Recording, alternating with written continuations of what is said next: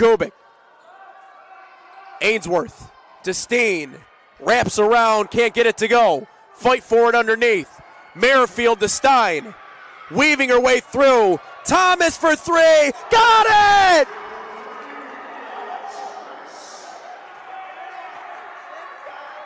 Cleary back out in front by one. 26-12, CU seeing that lead balloon a little bit. Evans a jab step through the lane and she's denied. Megan Bennett. A tough two at one end, then a denial at the other. 54% shooting for CU right now. Just haven't put up a lot of shots. Ainsworth a pump, a drive, and he punctuates. Miedendorp on him, shifts it to Rowlandson, now here to Wolcock. Looks for Joldersma in the middle, a jumper, no good. Falls off the side of the rim to Jared Larry, through the king. Oh, he put Joldersma on a poster! 11 seconds to shoot. Steffen looks for Rowlandson, has an open look, no good. Dykemug skies up high for the rebound. Rowlandson a pump through the lane, can't get it to go, but Joldersma fights it away underneath. Looking back up top, Steffen a three. Nylon! It's a 1-point lead in favor of CU. Mason Brooks with a huge three to put CU back out in front. Holyfield with the ball, loses it. Mason Brooks an interception, loves it. Joldersma back to him, got it! Thought they were going for the alley-oop. Joldersma had other plans. Lead is now 3. Too strong. Steffen a rebound. Wolcock swings it here to Rowlandson. Back to him. Now Joldersma a corner three. Nylon! Whenever, however. Rowlandson again from three. Count it!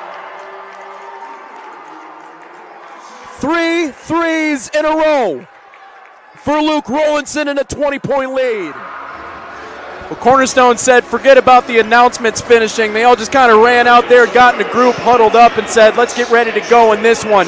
It is showtime. Welcome back on Cornerstone Sports Network. Nate Wangler alongside Jackson Hayden. Speaking of showtime, they've looked like the Showtime Lakers as of late, but it only matters if you win here tonight. It is win or go home here in the first round of the Wolverine Hoosier Athletic Conference Men's Basketball Tournament. Nate Wangler again back alongside Jackson Hayden. It's 8Q and CU. Sometimes they call it the crosstown rivalry, but it's not really a crosstown. We could walk there right now if we wanted to. A lot of passion, a lot of drive. One of the more historic small-town college basketball rivalries is underway. Cornerstone gets the ball back off the tip. It looked like Ainsworth swatted that one out of bounds, so a favorable call to begin this one. Here as CU gets the ball back. But should be an exciting night here tonight. Women's basketball started the week off with a win last night, as we are finally underway in this one. Eli Steffen into the front court. It's been the main distributor here for CU this season. Rowlandson to Wolcock. Spins inside to Ainsworth. One-on-one here with Miedendorp. And gets it to Joldersma, who tries to reverse it back to him. And it's in between his legs and out of bounds. Back to the Saints here with 19:43 to play. Good energy from the Saints on the first possession against Cornerstone. You like them just swallowing up the Eli Steffen down inside. Here's Donovan Brown-Boyd. Talked about him a little bit during the pregame show and his importance to this team. We have a Brown-Boyd and a Boyd here on AQ. Boyd with the basketball here. Baseline, Miedendorp in the middle, he puts it in. Good find by Boyd, 2-0 lead here for AQ. Just about a minute into this one. Steffen probing.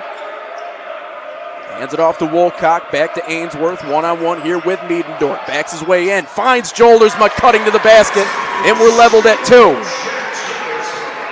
That's what we talked about, the big guy, good eyes, finding the next open man. That was a good backdoor cut by Joldersma. Miedendorp with it far side, tries to shift it back to the top, and it's nearly an over and back. Jared Larry for a three. Off the front of the rim, no good. Ryan Weir couldn't find the distance. Steffen, hesitation, drives towards the hole and a jump ball. Great defensive play. Devin Boyd ties him up, gets the ball back to AQ, about a minute and a half tied at 2. I kind of shaky offense to start for Cornerstone. 3 possessions already, and it's kind of looking a little bit more of traditional style basketball from what we've all been used to seeing from Cornerstone instead of that 3-point quick passing team that we have been seeing during this winning streak.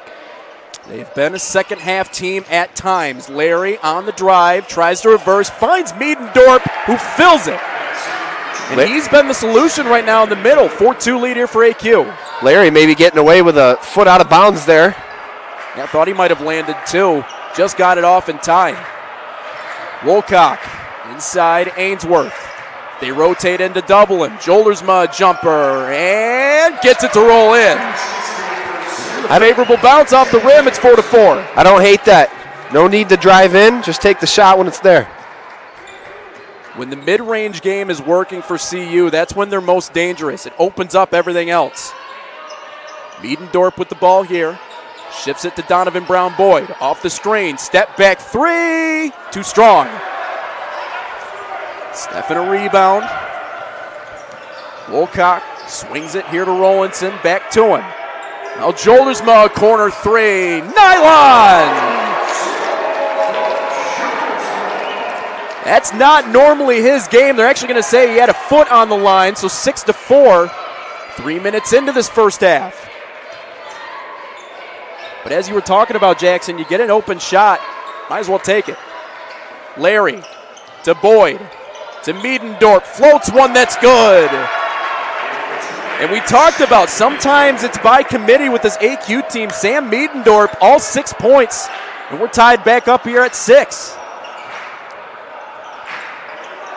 Wolcock to Steffen, through the lane, overhead, Ainsworth gets a foul, and he gets 2 at the stripe. Veteran play, getting the jump from the 2 defenders. Can't get the and one, but he gets 2 at the free throw line. You were talking about just a second ago about you need to take the shots when you're open. Another thing, too, is you just got to have quick triggers, too. I mean, you're going to have tinier gaps now that we're in postseason play. The defense is going to be a lot more locked on than they were in the middle of the season.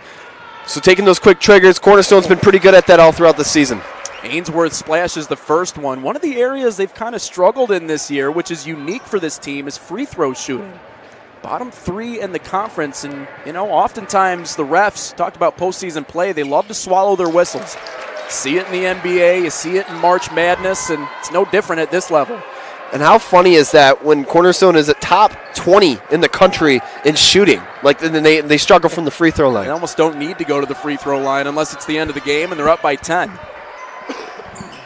Jared Larry, another clean look. This time he splashes it home. A 3 for Larry. AQ inches back out in front, 9-8. Nearly 5 minutes gone here in half number 1.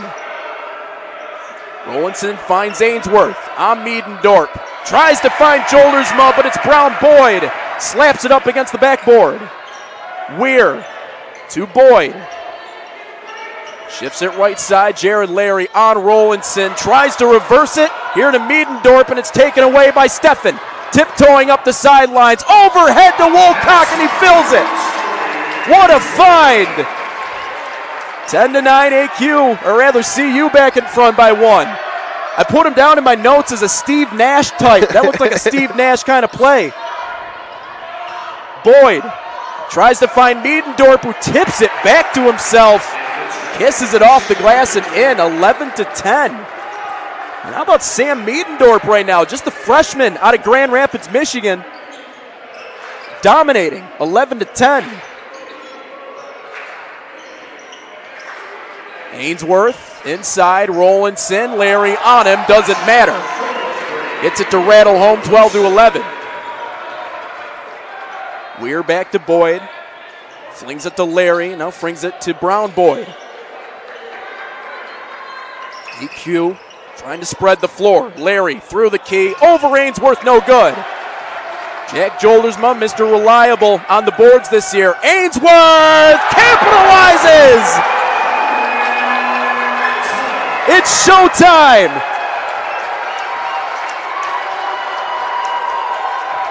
Turns out he's got bunnies, by the way. I didn't know that until this year. That brings the students to their feet. Boyd. Brown Boyd tries to find Larry inside. Jack Joldersma got a hand in there to rip it free. Just 9 seconds to shoot.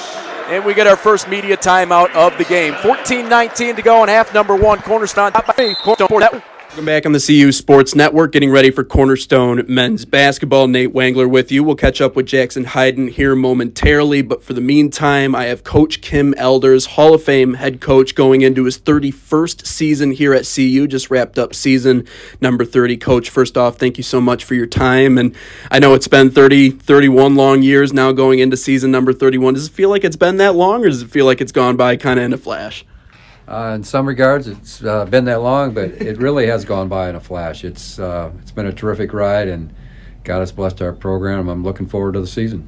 Just overall, you guys this off season getting ready for your first game coming up here shortly. How have things been progressing? How is this team meshing, and what are you looking forward to the most? This team is meshing very well. I like how we've worked. We've been practicing for a month now. We've worked very hard. I think the cohesion is very good. I think the guys are focused. We felt like we left some things on the table last year and underachieved. And so I think we're looking forward to this year, and I think we got some good pieces that are going to allow us to have a good season. You got a lot of good pieces back, too. You lost, obviously Carter Knipe last year. Trent Summerfield won't be back, but you do have Corey Ainsworth, and you got a lot of the similar faces that you had last season. Anything from last year that you wanted to see corrected coming into this year, and how big is Corey in the center of your offense, too? Because I know you like to have those big guys in the middle between him and obviously Sam Vanderslice behind him. This offense really revolves around kind of that big. Anything that you want to see maybe a little bit different this time around? We do run our offense through our post player. We have for years. We've had terrific post players and All-Americans, and Corey's that guy for us, and we do want to run everything through him. So, I think for us, he's going to get a lot of attention, so we've got to knock some shots down on the perimeter. I think that's huge. But I think we got some guys that can shoot it better this year, and I think that it's going to be a little tougher for us to be guarded simply because I think we're going to be able to shoot from the perimeter a lot better. Do you feel like you have a healthy amount of guys that can hit from the outside, good amount of shooters? I know you've had some pretty good shooters that have come through the program, but do you feel like you're pretty deep in that area? Well, I think we're better. I don't know how deep we are, but I think we can surround Corey with a few more shooters than we had last year. And, Eli Steffen is our point guard, and he makes us go, and I think he's developed his three-point shot a lot better. Luke Rollinson obviously is one of the best shooters in the country, and he's going to get his shots off. But we brought in Caden Bird from North Point right across the street, who's a great shooter, and he's probably going to see some minutes as a freshman. So I think we're going to be able to put more shooters around Corey on the court at times than we did last year. Okay. This conference in general, I feel like, has really caught up in terms of the talent, around, and, a lot of good teams that have given you some good fights. You guys were picked fourth in the preseason poll. It's been a few years since you guys have won the tournament title. The last regular season title was in 2019. What in your mind do you guys have to do to get back to the top of the heap? Well, you're right. Everyone else is up their program immensely, and the conference is tougher than it used to be, and from top to bottom, it's just tough to get through that. But the upper teams are, there's a lot more of the upper echelon teams that we have to go against. It's every game is going to be a battle in the WAC, and we're picked fourth, and maybe that's where we should be. But I think we got some things to prove, and I think the guys are taking that personal, and so we just got to get better in everything. I think mental toughness and physical toughness are two things we've talked a lot about this year, and I think we lacked maybe those two things last year a little bit. You've mentioned a couple of different players. One of the guys that I think everyone's excited to see back, Jack Joldersma, back with you guys again. He was injured for a good part of last year. Now he's back and healthy again. What are your expectations for him, athletically speaking? I think he's someone that could certainly help out, but what have been your impressions of his offseason work so far? He's come a long way. He's still not 100%. I don't think he ever will. That was quite an injury that he sustained. And but he's back, and he's one of our key players. You're just not going to see that explosiveness. I don't think he ever will, because he was a unique player, and there wasn't a lot of players like him around the country, to be honest with you. But he's developed his game and tweaked it, and he's just a key piece for us, and he's a lot stronger. But he's still athletic, but not like he used to be, and he's going to have a great season. You think part of that injury maybe is the mental side of it too, after going through something like that? A little bit, but the ankle just is not allowing him to jump like he used to and have that explosiveness. And like I said, I don't know if he'll ever get it back, but he's still athletic, more athletic than a lot of players. He's just going to have to tweak his game a little bit, and he has, and he's going to be a key piece for us. You know, just as an overall thing, just ask the other coach, Coach Yonkers, about this, but the game has changed a lot since you first got involved. You know, going into season number 31, we could talk about basketball in the 90s. It was almost a different product altogether. How have you been able to adjust as a head coach to some of the big changes, and what are some of the big changes that you've seen over that stretch of time? You know, there has been changes, but I don't know if we've tweaked ours that much. We still run our offense through the post player and try to surround it with good shooters. And defensively, we're going to get after you man-to-man. The game is, you know, I think maybe more athletic. It's more of a perimeter game than it used to be. So having that 5-man that we've been able to get, you know, for many, many years that can play with us back to the basket is always key for us. But, you know, it's more of a shooting game. The bigs are out, stepping out and shooting the three now. So defensively, you got to go out and guard. A 5-man might go out and shoot on the perimeter, which you didn't see in the past. So other than that, I think the game is pretty much the same as it's been in my 31 years. Recruiting is also a big part of this program, and a lot of the local connections have kind of fed the program over the years. How have you been able to maintain consistency in that way and still find the guys that you need? Well, you know, I think, you know, a lot of these kids are right in our neighborhood and in our backyard, and they know about us. Some have come through our camps, and so it's easy to connect with them, and I think they know what product we have and, you know, what history we've had. So that's allowed us to get a lot of these local kids. We might not be getting quite as many as we had in the past. You know, some of our players are coming from out of state now, which is fine, but, you know, there's such great talent in our backyard, and we still got to get those players, and we are getting quite a few of them, but we are reaching out a little bit further, you know, Australia, Costa Rica. It's way out there. Ohio, Indiana. So our roster has foreigners, so to speak, from the non-Michigan products more than we've ever had before. So, you know, obviously we talked about the importance of conference play and just how much, you know, the talent level has really risen. But before you guys get there, obviously you have your non-conference schedule coming up here really shortly to get you ready. What are your expectations coming out of all that? What do you want to see from this group in those games before we get into WAC play? I just want to see us go out there and put a good product on the floor.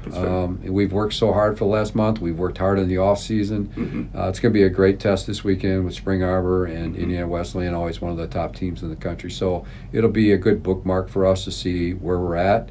But yeah, I'm just looking to see what, you know, things we got to work on and get better at, because you know you don't see that when you're playing yourself every day in practice. So this should be a good test for us this weekend and tell us a lot. Thanks a lot for your time, Coach. Appreciate it. Thank you so much. We'll be right back on the Cornerstone Sports Network.